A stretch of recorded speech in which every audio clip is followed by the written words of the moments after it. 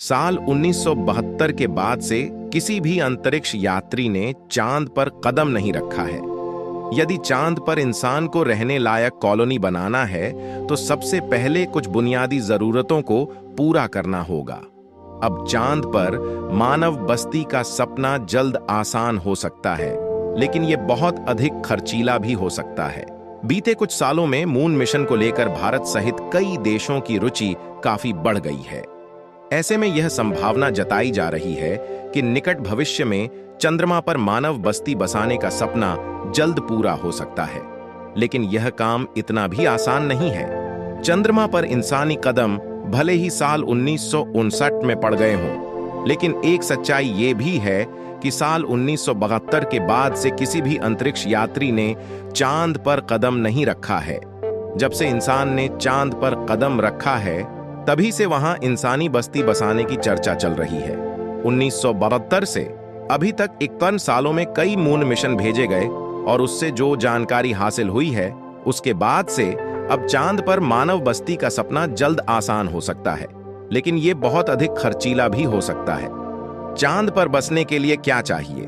यदि चांद पर इंसान को रहने लायक कॉलोनी बनाना है तो सबसे पहले कुछ बुनियादी जरूरतों को पूरा करना होगा, जिसमें सांस लेने योग्य हवा, पानी, खाना, दबाव युक्त आश्रय स्थल और ऊर्जा शामिल है।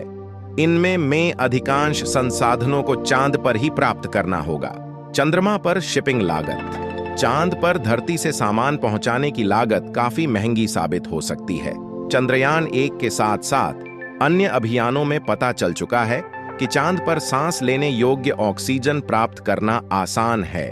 वहीं चंद्रमा की दक्षिणी ध्रुव पर पानी भी बर्फ के रूप में मौजूद है, जिससे बिजली भी तैयार की जा सकती है। जल खनन से कई समस्याओं का समाधान हो सकता है। पानी का उपयोग सिंचाई आदि के लिए करके खाद्यान्न की भी समस्या सुलझाई जा सकती है।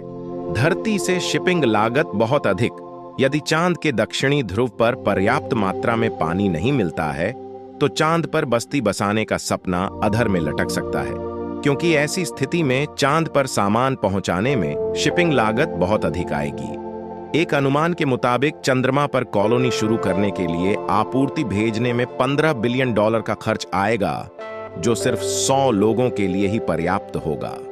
विज्ञान के नजरिए से देखें तो चांद बड़ा मोहक और दिलचस्प है। वैसे तो हमें पक्के तौर पर पता है कि अरबों साल पहले हुई कुदरती उथल पुथल से धरती से जो टुकड़े निकले, चांद उन्हीं से बना है। इसमें कोई संदेह नहीं कि चांद पर जाना बड़ा खर्चीला है। अनुमानित लागत लगभग $35 अरब है। वैसे ये भी ध्यान देने वाली बात है कि इंसान वहां जाने के बाद वहीं मौजूद संसाधनों का इस्तेमाल करने लगेगा तो दीर्घकाल में पैसे की बचत ही होगी। हम जानते हैं कि चांद पर बड़ी मात्रा में बर्फीला पानी है और चट्टानों में ऑक्सीजन कैद है। इसलिए चांद के भावी नागरिकों के लिए हवा और पानी की जरूरतें पूरी की जा सकती हैं। इस दिशा में काफी काम पहले ही हो चुका है और आगे भी संभावनाएं अच्छी नजर आती हैं। चांद पर जाने की अन्य वजहें हैं। वहां हीलियम से बड़ी सस्ती ऊर्जा के दोहन की क्षमता है। पर्यटन की संभावनाएं तो हैं ही। सूर्य का चक्कर लगाते हुए मंगल और बृहस्पति ग्रह के बीच अरबों उल्कापिंड घूम रहे हैं। कई ऐसी चट्टानें चक्कर लगा रही हैं जिनका आकार फुटबॉल के बराबर और इससे कई गुना बड़ा भी है। इनमें से अधिकतर चट्टानों में पानी, हाइड्रोजन, ऑक्सीजन और कई तरह की मूल्यवान धातुएं भी हैं। प्लेनेटरी रिसोर्सेज नामक एक कंपनी इनका दोहन करने की अपनी योजनाओं की घोषणा पहले ही कर चुकी है, जिनका इस्तेमाल भावी अंतरिक्ष अभियानों के लिए किया जाएगा। काम खर्चीला है, लेकिन दीर्घकाल में इससे मुनाफे की उम्मीद है।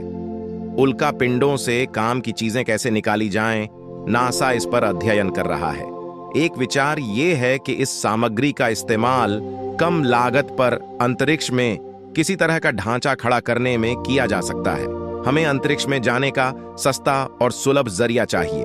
हाल में ही स्पेस एक्स फॉल्कन 9 रॉकेट और ड्रैगन कैप्सूल को अंतरराष्ट्रीय अंतरिक्ष स्टेशन के लिए रवाना किया गया। ये 2 कदम बड़े मददगार साबित हो सकते हैं। चीन, भारत और रूस अंतरिक्ष में अपने पांव पसारने के लिए बड़े जतन कर रहे हैं।